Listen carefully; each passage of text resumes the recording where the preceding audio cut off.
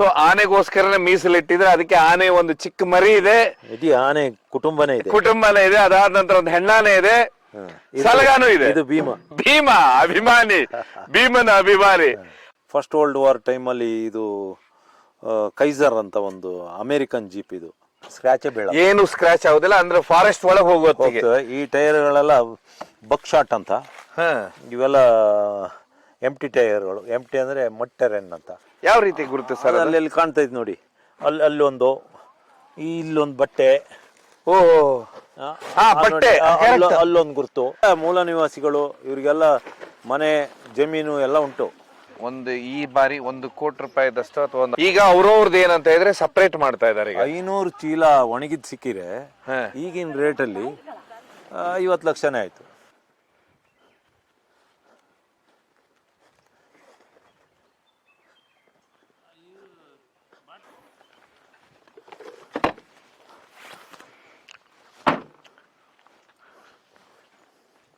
ಮಾನ್ಯ ವೀಕ್ಷಕರೇ, ನೀವು ನೋಡ್ಬೋದು ನನ್ನ ಹಿಂದೆ ಒಂದು ಎಲಿಫೆಂಟ್ ರೆಸ್ಕ್ಯೂ ಅಂತ ಹೇಳಿ ಒಂದು ಗಾಡಿ ಇದೆ. ಇನ್ನೊಂದು ನೀವು ನೋಡ್ತಾ ಹೋದ್ರೆ ಖೈಸರ್ ಇದೆ. ಇದಾದ ನಂತರ ಇನ್ನೊಂದು ಕಡೆ ಜಿಪ್ಸಿ ಇದೆ. ಇದಾದ್ಮೇಲೆ ಫಾರ್ಚುನರ್ ಗಾಡಿ ಇದೆ. ಏನಪ್ಪಾ ಇದೆಲ್ಲ ರೇಸ್ ಗಾಡಿಗಳು, ಎಲಿಫೆಂಟ್ ರೆಸ್ಕ್ಯೂ ಗಾಡಿಗಳೆಲ್ಲ ಇದಾವೆ ಅಂತ ಹೇಳಿ ನಿಮಗ್ ಬರುತ್ತೆ. ಇದರೆಲ್ಲ ಮಧ್ಯ ಒಂದು ಅದ್ಭುತವಾದ ತೋಟ ಕಾಣುತ್ತೆ ಈ ಭಾಗದಲ್ಲಿ ನೀವು ನೋಡಿದಾಗ. ಹೀಗಾಗಿ ಅವರ ಕಲೆಕ್ಷನ್ಗಳು ಇವೆಲ್ಲ ಗಾಡಿಗಳು. ಇದರಲ್ಲಿ ಸುಮಾರು ಇನ್ನೂ ಅರ್ಧ ಗಾಡಿಗಳಿದಾವೆ. ಇವತ್ತು ಅರ್ಧ ಗಾಡಿ ಅವ್ರ ತೋಟಕ್ಕೆ ತಂದು ನಿಲ್ಲಿಸ್ಕೊಂಡಿದ್ದಾರೆ. ಸರ್ ಏನ್ ಸರ್ ಇದು ಎಲಿಫೆಂಟ್ ರೆಸ್ಕ್ಯೂ ಅಂದ್ರೆ? ನಾನು ಈ ಗಾಡಿ ಉಂಟಲ್ಲ, ಇದು ಮಹೇಂದ್ರದವ್ರ ಗೆಟವೇ ಅಂತ. ಇದು 4 ವೀಲ್ ಗಾಡಿ. ಇದು ಯಾವ ಬೆಟ್ಟ ಗುಡ್ಡ ಬೇಕಾದ್ರೂ ಹತ್ತುತ್ತೆ. ಆಮೇಲೆ ಇದು ಒಳ್ಳೆ ಇಂಜಿನ್, ಗೇರ್ ಬಾಕ್ಸ್ ಇರೋ ಗಾಡಿ. ಇದನ್ನ ನಾನು ನನ್ನ ಸ್ವಂತ ದುಡಿಮೆಯಿಂದ ನಾನು ಈಗ ಇದು ಆನೆ ರೆಸ್ಕ್ಯೂಗಾಗಿ ಇದು ಇಟ್ಕೊಂಡಿರೋದು. ಇದರಲ್ಲೇ 4 ವರ್ಷದಿಂದ, ಇದು 4 ವರ್ಷ ಆಯ್ತು ನಾನು ತಗೊಂಡು. 4 ವರ್ಷದಿಂದ ಎಲ್ಲಿ ಆನೆಗೆ ಏನು ಸಮಸ್ಯೆ, ಎಲ್ಲಿ ಆನೆ ಕಾರಿಡಾರ್ ಕಟ್ಟಾಗಿರ್ಬೋದು, ಎಲ್ಲ ಕಾರಿಡಾರ್ ಸರಿ ಮಾಡಬೇಕು ಅಂದರೆ ಜನಗಳನ್ನ ಹಾರೆ, ಪಿಕಾಸಿ, ಗುದ್ಲಿ ಎಲ್ಲ ತಗೊಂಡು ಹೋಗೋದು. ಶಿರಾಡಿ ಘಾಟಿಯಲ್ಲೆಲ್ಲ ಹೊಸ ರೋಡ್ ಮಾಡಿದಾಗ ಎಲ್ಲ ಆನೆ ಕಾರಿಡಾರ್ಗಳು ಕಟ್ಟಾಯಿತು. ಅಲ್ಲಿ ಟ್ರೆಂಚ್ ಎಲ್ಲ ಮಾಡಿ ಅಂಥ ಸಮಯದಲ್ಲೆಲ್ಲ ನಾನು ಎಲ್ಲಿ ಹೋಗೋದಾದ್ರು ಇದರಲ್ಲೇ ಹೋಗೋದು. ಒಂದೊಂದು ದಿವಸ ನಾನು ಇದ್ರೊಳಗೆ ಮಲಗ್ತೀನಿ. ಇದ್ರೊಳಗೆ ನಾನು ಎಲ್ಲ ಇಟ್ಕೊಂಡಿದ್ದೀನಿ. ಅದರಲ್ಲಿ ಚಿಕ್ಕ ಸ್ಟವ್ ಇರ್ಬೋದು, ಎಲ್ಲ ಪಾತ್ರೆಗಳು, ನನ್ನ ರಗ್ಗುಗಳು, ನನ್ನ ಎಲ್ಲ ಅದ್ರೊಳಗೆ ಇರುತ್ತೆ. ಅಂದ್ರೆ ಒಂಥರ ಟ್ರಾವೆಲಿಂಗ್ ವೆಹಿಕಲ್, ಲಾಡ್ಜ್, ರೂಮ್ ಎಲ್ಲ ಇದೆ. ಎಷ್ಟೋ ದಿನ ನಾನು ಕಾಡಲ್ಲಿ ನಿಲ್ಸ್ಕೊಂಡು ಇದ್ರೊಳಗೆ ಮಲಗೋದು ಉಂಟು.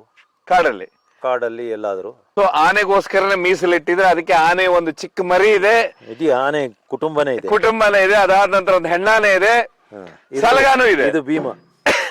ಭೀಮ ಅಭಿಮಾನಿ, ಭೀಮನ ಅಭಿಮಾನಿ. ಅದಾದ ನಂತರ ಇನ್ನೊಂದು ಜೀಪ್ ಇದೆ ನಿಮ್ದು ಖೈಸರ್ ಅಂತ ಹೇಳಿ ಸರ್. ಇದೊಂದು ಅದ್ಭುತವಾದ ಜೀಪ್, ತುಂಬಾ ಭಾರಿ ಅದ್ಭುತವಾಗಿದೆ. ಇದು ಏನ್ ಸರ್ ವಿಶೇಷ? ಎಲ್ಲ ಏನು ಎಳೆಯುವುದು ಎಲ್ಲ ಇದೆ ಇದರಲ್ಲಿ. ಇದೊಂದು ಆಫ್ ರೋಡ್ ಜೀಪ್. ಅಂದ್ರೆ ತಾವು ರೇಸ್ ಮಾಡ್ತೀರಾ? ರೇಸ್ಗೆ ಹೋಗ್ತೀರಾ? ರೇಸ್ ಅಲ್ಲ, ಇದು ಆಫ್ ರೋಡ್ ಉಂಟಲ್ಲ, ಅದು ರೇಸ್ ಅಲ್ಲ. ಗುಡ್ಡ ಬೆಟ್ಟ ನದಿಗಳನ್ನೆಲ್ಲ ಹತ್ತಿ ಹೋಗೋದು ಒಂದು ರೇಸ್ ತರನೇ. ಇದು ಮೂಲ ಇದು ಸುಮಾರು ಫಸ್ಟ್ ವರ್ಲ್ಡ್ ವಾರ್ ಟೈಮಲ್ಲಿ ಇದು ಕೈಸರ್ ಅಂತ ಒಂದು ಅಮೆರಿಕನ್ ಜೀಪ್ ಇದು. ಆಮೇಲೆ ಇದ್ರದ್ದು ಇಂಜಿನ್ ಎಲ್ಲ ಪೆಟ್ರೋಲ್ ಇಂಜಿನ್ ಎಲ್ಲ ತೆಗ್ಸಿ ಇದು ಆಮೇಲೆ ನನಗೆ ಸಿಕ್ಕುತ್ತೆ ಎಲ್ಲ ಒಂದು ಡೆಲ್ಲಿ ಗುಜರಿಯಲ್ಲಿ. ಆಮೇಲೆ ಅದಕ್ಕೆ ಮಹೇಂದ್ರ ಇಂಜಿನ್ ಮತ್ತು ಗೇರ್ ಬಾಕ್ಸ್ಗಳನ್ನೆಲ್ಲ ಹಾಕೊಂಡು ಇದೊಂದು ಪಕ್ಕ ಆಫ್ ರೋಡ್. ನಮ್ಮ ಗಾಡಿ ಏನಾರ ಸಿಕ್ಕಾಕೊಂಡಿದ್ರೆ ಇದನ್ನ ಜಾಕ್ ಹಾಕ್ತೀವಿ. ಆಮೇಲೆ ಇದೊಂದು ಟ್ರೈಲರ್ ಫಿಟ್ ಮಾಡ್ಬೋದು, ಎಳಿಬಹುದು ಗಾಡಿನ. ಇದು ನಾವು ನದಿಗಳನ್ನ ದಾಟೋದಿಗೆ ಒಂದೊಂದ್ಸತಿ ಸೈಲೆನ್ಸರ್ ಒಳಗೆ ಆಫ್ ಆಗಿಬಿಟ್ರೆ ಸೈಲೆನ್ಸರ್ ಒಳಗೆ ನೀರು ಹೋಗ್ಬಿಡುತ್ತೆ. ಅದಕ್ಕೆ ಇದನ್ನ ಹೈಟ್ ಮಾಡಿವಿ. ಇನ್ನು ಮುಂದ್ಗಡೆ ಅದೇನ್ ಸರ್ ಅದು ಎರಡು ಎಳೆಯುವಂತದ್ದು ಇದೆಯಲ್ಲ ಸರ್, ದೊಡ್ಡದು ಇದು? ಅದು ನಮ್ಮ ಗಾಡಿ ಇಲ್ಲ, ಯಾರು ಬೇರೆ ಗಾಡಿ ಸಿಕ್ಕಾಕೆಂದಾಗ ಎಳಿಯಕ್ಕೆ. ಇಲ್ಲಿ ಸಾಮಾನ್ಯ ಬೆಂಗಳೂರಿನ ಬಂದರು ಎಲ್ಲ ಇವರಿಗೆ ಸರಿಯಾಗಿ ಕಾರು ಬಿಡಕ್ಕೆಲ್ಲ ಬರಲ್ಲ. ಎಲ್ಲೆಲ್ಲೋ ಚಿರಂಡಿಯಲ್ಲಿ ಸಿಕ್ಕಾಕೊಂಡಿರ್ತಾರೆ. ನಾನು ಹೋದಾಗ್ಲೆಲ್ಲ ಅವ್ರನ್ನ ಫ್ರೀ ಆಗಿ ಹೇಳ್ಕೊಡೋದು. ಸಾರ್ ಅಂತಾರೆ, ಹೇಳ್ಕೊಡ್ತಾ ಇರ್ತೀನಿ. ಕೊಡ್ತೀರಾ? ಅದು ಸ್ನಾರ್ಕೆಲ್ ಅಂತ. ನಾವು ಏನು ಏರ್ ಕ್ಲೀನರ್ ಉಂಟಲ್ಲ, ನಾವು ಈ ಬಾನೆಟ್ ಲೆವೆಲಲ್ಲಿ ನದಿ ದಾಟತಿಗೆ ನೀರು ಬಂದಾಗ ಇಂಜಿನ್ ಒಳಗೆ ನೀರು ಹೋಗಿ ಏರ್ ಕ್ಲೀನರ್ ಒಳಗೆ ನೀರು ಹೋಗಿಬಿಡುತ್ತೆ. ಅದಕ್ಕೆ ನಾವು ಅದನ್ನ ಹೈಟ್ ಮಾಡಿವಿ. ಓ ಅದು ಅದು ಅದು ಅದು ಅದು height. ಒಂಥರ ಆ, ಆನೆ ಸೊಂಡ್ಲಂಗೆ, ಅದಕ್ಕೆ ಸ್ನಾರ್ಕೆಲ್ ಅಂತಾರೆ ಹಾ. ಅದು. ಆಮೇಲೆ ಇದು ಪೇಂಟ್ ಎಲ್ಲ ಬೇರೆ ರ್ಯಾಪ್ಟರ್ ಅಂತ ಪೇಂಟಿಂಗ್ ಇದು ಮರ ಗಿಡಗಳು ಏನು ಇದಾದ್ರೂ ಈ ಸ್ಕ್ರಾಚೇ ಬೀಳ, ಏನು ಸ್ಕ್ರಾಚ್ ಆಗುದಿಲ್ಲ ಅಂದ್ರೆ ಫಾರೆಸ್ಟ್ ಒಳಗೆ ಹೋಗುವತ್ತಿಗೆ. ಈ ಟೈರ್ಗಳೆಲ್ಲ ಬಕ್ ಶಾಟ್ ಅಂತ, ಹಾ. ಇವೆಲ್ಲ ಎಂಟಿ ಟೈರ್ಗಳು. ಎಂಟಿ ಅಂದ್ರೆ ಮಡ್ ಟೈರನ್ ಅಂತ, ಮಡ್ ಟೈರನ್, ಕೆಸರಲ್ಲಿ ಹೋಗೋ ಟೈರ್ಗಳು ಇವು. ಎಷ್ಟು ಸರ್ ಒಂದು ಟೈರ್ಗೆ ಬೆಲೆ ಇದು? ಇದು ಡೆಲ್ಲಿಯಿಂದ ತರಿಸಿದ್ದು. ಹಾ. ನನ್ನ ಹತ್ರ ಒಂದು ಟೈರಿಗೆ 20,000 ತಗೊಂಡ್ರು. 5 ಟೈರ್ ತಗೊಂಡೆ ನಾನು. ಸೊ ಒಟ್ಟಾರೆಗೆ ಆ ನಂತರ ನೀವೊಂದು ಜಿಪ್ಸಿ ಬೇರೆ ನಿಮ್ದು ಇಟ್ಕೊಂಡಿದ್ದೀರಾ. ಇದೊಂದು ವಿಶೇಷವಾಗಿ ಕಾಡು ಪ್ರಯಾಣದಕ್ಕೆ ಹೋಗ್ಬೇಕಾದ್ರೆ ಈ ಒಂದು ಜಿಪ್ಸಿಗಳು. ಇದೊಂದು ಜಿಪ್ಸಿ, ನಂಗೆ ಜಿಪ್ಸಿ ಅಂದ್ರೆ ಭಾರಿ ಇಷ್ಟ.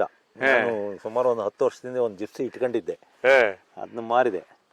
ಇದೊಂದು ಜಿಪ್ಸಿ ಎಲ್ಲ ಸಿಕ್ತು, ಸುಮ್ಮನೆ ತಂದು ಇಟ್ಕೊಂಡಿದ್ದೀನಿ. ಇಲ್ಲ ಒಂದೊಂದ್ಸತಿ ಜನಗಳನ್ನ ಕರ್ಕೊಂಡು ಹೋಗಕ್ಕೆ, ಇಲ್ಲಿ ಕಾಫಿ ಕುಯ್ಯಕ್ಕೆ ಎಲ್ಲ ತುಂಬಾ. ಇನ್ನೊಂದು ವಿಶೇಷ ಇದು ಅಂದ್ರೆ ಪೆಟ್ರೋಲ್ ಇಂಜಿನ್, ಅದೇ ಖುಷಿ. ಪೆಟ್ರೋಲ್ ಇಂಜಿನ್ ಇದು ಒಳ್ಳೆ ರಾಕ್ಷಸ ಹೋದಂಗೆ ಹೋಗುತ್ತೆ. ಎಷ್ಟು ಸರ್ ಮೈಲೇಜ್ ಇದು? ಒಂದು 4-5 ಕೊಡ್ಬೋದು ಅಷ್ಟೇ. 4 ವೀಲ್ ಹಾಕಿರೆ. 4-5. ನಾನು ಸುಮಾರು ಮದುವೆಗಳಿಗೆ ಹೋಗುವತ್ತಿಗೆ, ಅವ್ರನ್ನ ಫಂಕ್ಷನ್ಗಳಿಗೆ ಹೋಗುವತ್ತಿ ನೋಡ್ತಿರ್ತೇವೆ, ಫಾರ್ಚುನರ್ ಅಲ್ಲಿ ಹೋಗ್ತಾ ಇರ್ತಾರೆ. ಅಂತ ಹೇಳಿದ್ರೆ ವಿಕ್ರಮ ಗೌಡರ ಅರ್ಧ ಗಾಡಿ ಕಲೆಕ್ಷನ್ ಇಲ್ಲಿ ನಾವು ನೋಡ್ತಾ ಇದ್ದೇವೆ.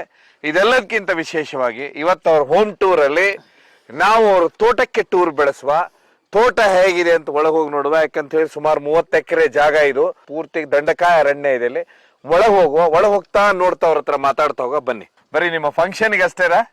ಇದು ಫಾರ್ಚುನರ್, ಇದು 4 ವೀಲ್. ಇವು 4 ಗಾಡಿನೂ 4 ವೀಲೇ. ಇದು ಅಲ್ಲಿ ಇಲ್ಲಿ ಅಂತಲ್ಲ, ಒಂದೊಂದ್ಸತಿ ಕೆಸರು ಗುಡ್ಡ ಎಲ್ಲ ಹಚ್ಚದೆ. ಯಾಕೆಂದ್ರೆ ಇದು 4 ವೀಲ್, ಮತ್ತೆ ಇಂಜಿನ್ ಪವರ್ ಜಾಸ್ತಿ. 2400 cc ಇಂಜಿನ್ ಇದು, ಟೊಯೋಟಾ ಫಾರ್ಚುನರ್ ಇದು. ಹಂಗಾಗಿ ಇದೊಂದು ಇರ್ಲಿ ಅಂತ ಇಟ್ಕೊಂಡಿ. ಸೊ ಒಟ್ಟಾರೆ ಆಗಿ ಅಂತ ಹೇಳಿದ್ರೆ ಅರ್ಧ ಗಾಡಿ ಕಲೆಕ್ಷನ್ ನೋಡುವ. ಸರ್, ಈಗ ನಮ್ ಹಿಂದೆ ಕಾಣಿಸುತ್ತಲ್ಲ, ಇದೆಲ್ಲ ಕಾಫಿ ಡ್ರೈಯರ್ ಸರ್ ಇದು? ಹೌದು. ಇದು ನಾವು ಕಾಫಿಯಲ್ಲಿ 2 ರೀತಿ ಇದು ಮಾಡ್ತೀವಿ. ಒಂದು ಹಣ್ಣುಗಳನ್ನೇ ಆರಿಸಿ ಹಣ್ಣಲ್ಲಿ ಪಲ್ಪರ್ ಅಂತ ಮಾಡಿಸ್ತೀವಿ, ಕಾಫಿ ಬೇಳೆಗಳನ್ನ. ಆಮೇಲೆ ಅದು ಬೇರೆ. ಇದು ಚೆರಿ ಅಂತ ಮಾಡ್ತೀವಿ, ಹಣ್ಣು ಕಾಯಿನ ಎಲ್ಲ ಒಣಗಿಸಿ ಮಾರ್ತೀವಿ. ಅದು ತುಂಬ ಖರ್ಚು. ಆಮೇಲೆ ಪಲ್ಪರ್ ಮಾಡ್ಬೇಕಾದ್ರೆ ಲಕ್ಷಗಟ್ಟಲೆ ದುಡ್ಡು ಬೇಕು, ಸಿಕ್ಕಾಪಟ್ಟೆ ನೀರು ಬೇಕು. ಮತ್ತೊಂದು ಅಂದರೆ ಇಡೀ ನಮ್ಮ ಪಶ್ಚಿಮ ಘಟ್ಟ ಮತ್ತು ಕಾಫಿ ಏರಿಯಾದಲ್ಲಿ ಇಡೀ ನದಿಗಳಿಗೆಲ್ಲ ಪಲ್ಪರ್ ನೀರು ಬಿಟ್ಟು ಮೀನುಗಳು ಸಾಯ್ತಾ ಇದ್ದಾವೆ. ಜೊತೆಗೆ ಆ ನದಿ ನೀರು ಕುಡಿಯೋ ಜನಗಳಿಗೆ ತೊಂದರೆ ಆಗ್ತಾ ಉಂಟು. ಹಾಗಾಗಿ ಪೊಲ್ಯೂಷನ್ ಆಗೋದು ಬೇಡ. ಡ್ರೈಯರ್ ಇದು ಕಾವೇರಿ ಇರ್ಬೋದು, ಭದ್ರಾ ಇರ್ಬೋದು, ಹೇಮಾವತಿ ಇರ್ಬೋದು, ಇನ್ನು ಉಪನದಿಗಳಿರ್ಬೋದು. ಇನ್ನು ನೀರು ಬಿಡೋಕ್ಕೆ ಶುರು ಮಾಡಿದ್ದಾರೆ ಕಾಫಿ ಪ್ಲ್ಯಾಂಟರ್ಗಳು. ಅವ್ರು ಹೇಳೋದೊಂದು ಮಾಡೋದೊಂದು. ಆ ನೀರನ್ನೇ ಪಾಪ್ತಾರೆಲ್ಲ ನೀರು ಕುಡಿತಾರೆ. ಆ ಪಲ್ಪರ್ ನೀರನ್ನು ಭಾರಿ ವಿಷ ಅದು. ಹೌದಾ? ಮೀನುಗಳೆಲ್ಲ ಸತ್ತೋಗ್ತಾ ಇದಾವೆ. ಈ ನೀರು ಅಂತ ಹೇಳಿದ್ರೆ ಪಲ್ಪರ್ ನೀರು ಅಂದ್ರೆ ಇದು ತೊಳೆದಿರೋ ನೀರು. ಹಾಗಾಗಿ ನಾನು ಪಲ್ಪರ್ ಮಾಡಿದ್ರೆ ಇನ್ನು ನಮ್ಮ ನದಿಗಳು ಹಾಳಾಗ್ತವೆ, ನೀರು ಬೇಡ, ಆ ರೀತಿ ಮಾಡೋದು ಬೇಡ ಅಂತ ನಾವು ಈ ರೀತಿ ಒಣಗಿಸ್ತಾ ಇದೀವಿ. ಒಣಗಿಸ್ತಾ ಇದ್ರೆ ಬೇರೆಯವ್ರು ಏನ್ ಮಾಡ್ತಾರೆ ಸರ್? ಇದನ್ನ ಪಲ್ಪ್ ಮಾಡ್ತಾರೆ, ತೊಳಿತಾರೆ, ವಾಶು ತೊಳೆದು ನೇರವಾಗಿ ನದಿಗೆ ಬಿಡ್ತಾರೆ ನೀರ್ನ. ಇಡೀ ನದಿ ನೀರೇ ವಾಸನೆ ಹೊಡಿತಾ ಇರ್ತದೆ, ಕಲುಷಿತವಾಗತ್ತೆ. ಹೌದು. ಮೀನುಗಳು ಸತ್ತೋಗ್ತವೆ, ಪ್ರಾಣಿಗಳಿಗೆಲ್ಲ ಕಾಯಿಲೆ ಬರ್ತದೆ. ಆನೆಗಳು ನೀರು ಕುಡಿತವೆ ಆ ನೀರ್ನ.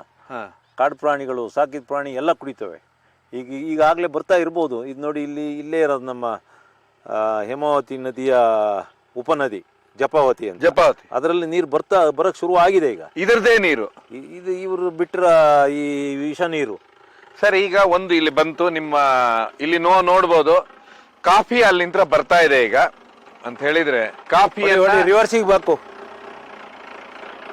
ಬಾ, ಕಾಫಿ ತುಂಬಿಕೊಂಡು ಬರ್ತಾ ಇದ್ದಾರೆ. ಆಗುತ್ತೇನಾ? ಅಡಿ ಹೋಯ್ತು. ಬಾ ಒಂಚೂರು ಹಿಂಗ್ ಬಾ, ಮುಂದೆ ಹೋಗು.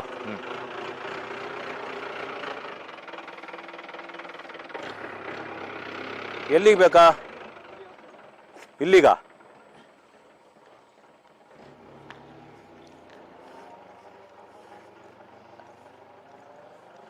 ಬಾ.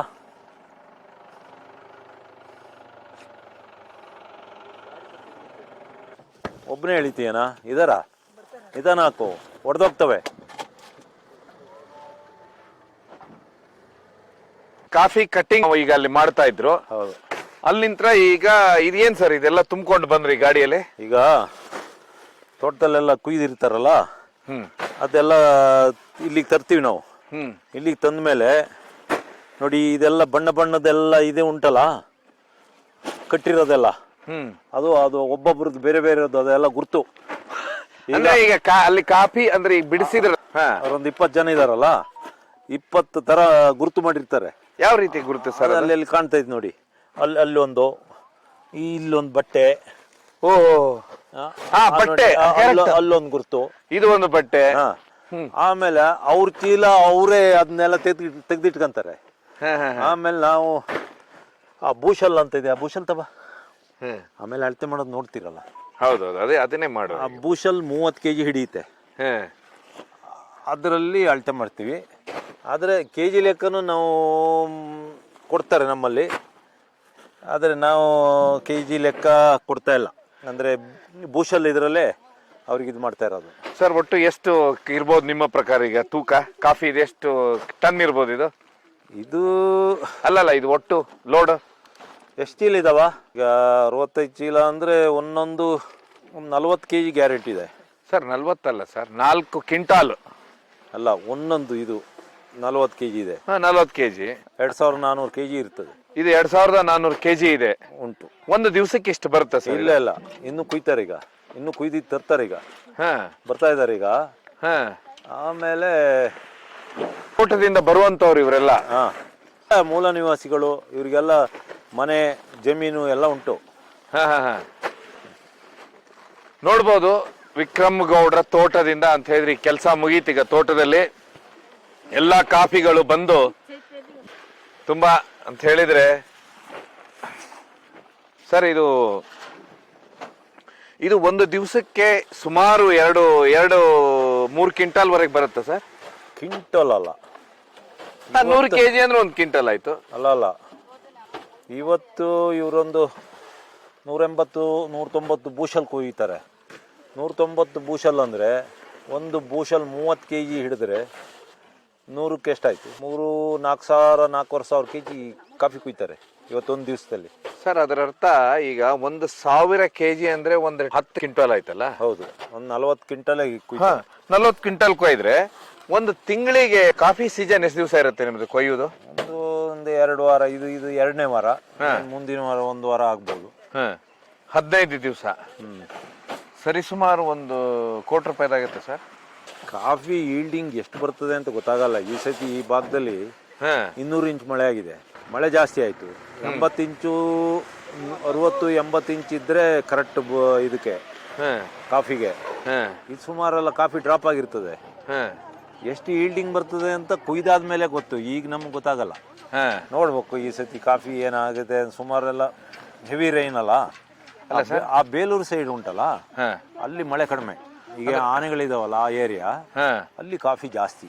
ಈಗ ಒಂದು ನಿಮ್ಮ ಪ್ರಕಾರ ಒಂದು ಈ ಬಾರಿ 1 ಕೋಟಿ ರೂಪಾಯಿದಷ್ಟು ಅಥವಾ ಒಂದು 50 ಲಕ್ಷದಾದ್ರೂ ಬರ್ಬೋದು? ಒಂದು 50 ಬರ್ಬೋದು. 50 ಲಕ್ಷ ರೂಪಾಯಿದು. ಈಗ ಅವ್ರವ್ರದ್ದು ಏನಂತ ಹೇಳಿದ್ರೆ ಸಪರೇಟ್ ಮಾಡ್ತಾ ಇದಾರೆ. 500 ಚೀಲ ಒಣಗಿದ್ ಸಿಕ್ಕಿದ್ರೆ ಈಗಿನ ರೇಟಲ್ಲಿ 50 ಲಕ್ಷನೇ ಆಯ್ತು. ಅಲ್ಲ ಸರ್, ಈಗ ಅದು ಸಪರೇಟ್ ಮಾಡ್ತಾ ಇದ್ದಾರೆ. ಅವ್ರು ಸಪರೇಟ್ ನೋಡಿ ಹೇಗ್ ಮಾಡ್ತಾ ಇದಾರೆ, ಅದೆಲ್ಲ ಗುರ್ತು ಮಾಡಿರ್ತಾರೆ. ಕಟ್ಟಿದ್ದೆಲ್ಲ ಎಂತೆಂಥದ್ದು ಬಣ್ಣದ್ದು ಇದ್ರಲ್ಲೆಲ್ಲ ಕಟ್ಟಿರ್ತಾರೆ. ಅವ್ರದ್ದೇ ಅಂತ ಕರೆಕ್ಟಾಗಿ ಅವ್ರು ತಕ್ಕೊಂತಾರೆ. ಆಮೇಲೆ ಬೇರೆ ಇಟ್ಕೊಂತಾರೆ. ಆಮೇಲೆ ಅಳತೆ ಮಾಡ್ತೀವಿ, ಲೆಕ್ಕ ಬರಿತೀವಿ. ವಾರದ ದಿವಸ ಎಷ್ಟು ಭೂಷಲ್ ಯಾರ್ಯಾರ್ದು ಅಂತ ಹೇಳಿ ಅವರಿಗೆ ಹಣ ಕೊಡ್ತೀವಿ. ಅದು ಕೆಲವರೆಲ್ಲ ತೂಕ ಮಾಡ್ತಾರೆ, ಬೇಡ ಅಂತಿದ್ದಾರೆ.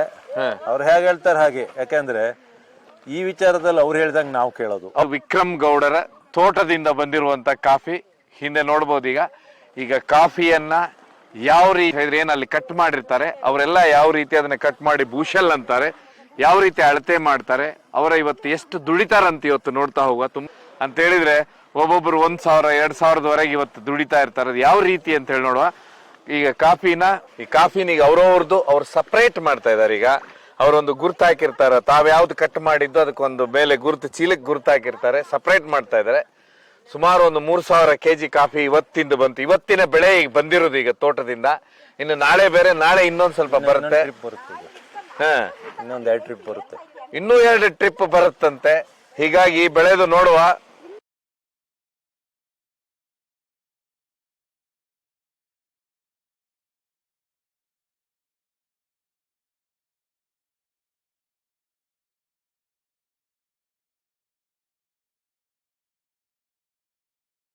ಎಲೆ ಅಡಿಕೆ ಹಾಕಿರ್ತಾರಲ್ಲ, ಓಹೋ ಸಮರಿಗೆ ಎಲೆ ಅಡಿಕೆ ಇಲ್ಲ, ನಿಮ್ಮ ಸುತ್ತೇಂದ್ರ ತರಾನೇ ಶಿವಮೊಗ್ಗ ಎಲ್ಲ ಕಡೆನೂ ಎಲೆ ಅಡಿಕೆ ಹಾಕೋದು ಉಂಟಲ್ಲ. ಸೊ ಇದು ಪೂರ್ತಿ ಅಂತ ಹೇಳಿದ್ರೆ ಈಗ ಕಾಫಿಯನ್ನ ಅಂತ ಹೇಳಿದ್ರೆ ಇದು ಈಗ ಬಂದ ಕೂಡಲೇ ದಿವಸ ಲೆಕ್ಕ ಮಾಡ್ಬೇಕು ಇದನ್ನ. ದಿವಸ ಈಗ ಅದೆಲ್ಲ ಹೊಡೆದಾದ್ಮೇಲೆ 3 ಅಂತ ಹಾಕಿ ಆಮೇಲೆ ನಾನು ಬರೆಯೋದು ಈಗ ಇಂಥ ಹೆಸರು ಇಷ್ಟು ಬೂಷಲ್ ಅಂತ. ಆಮೇಲೆ ಲೆಕ್ಕದಲ್ಲಿ ಅದು ಲೆಕ್ಕ ಮಾಡೋತ್ತಿಗೆ ಅದೆಲ್ಲ ಗುರುವಾರ ಸಾಯಂಕಾಲ ಸಂಬಳ. ಆಮೇಲೆ ಇವರೆಲ್ಲ ನಮ್ಮ ಲೋಕಲ್ ಅವ್ರು, ಇಲ್ಲೇ ಹುಟ್ಟಿ ಬೆಳೆದವರು, ಇವರಿಗೆಲ್ಲ ಆಸ್ತಿ ಉಂಟು. ಇದೆಲ್ಲ ಆಸ್ತಿವಂತರು.